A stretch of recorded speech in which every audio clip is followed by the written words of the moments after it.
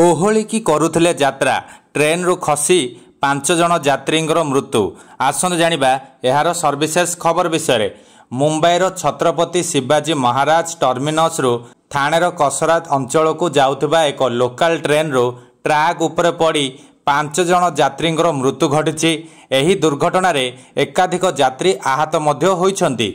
अधिकारी अनुसार अति कम रे 10 रु 12 जन यात्री ट्रेन रु खसी पड़िथिबा जणा पड़िछि।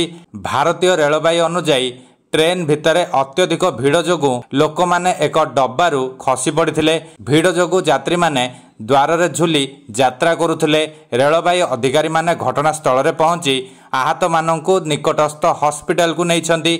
घटनार तदंत चलीछि। सकाळ प्राय 10टा समय रे एही दुर्घटना घटिथिबा जणा पड़िछि। रेलबाई पुलिस एवं स्थानीय प्रशासन तुरंत घटनास्थल रे पहुंची आहत माननकु निकटस्थ डाक्तरखाना रे भर्ती करिसन्ति। रेलवे प्रशासन दुर्घटनार तदंत आरंभ करिछि।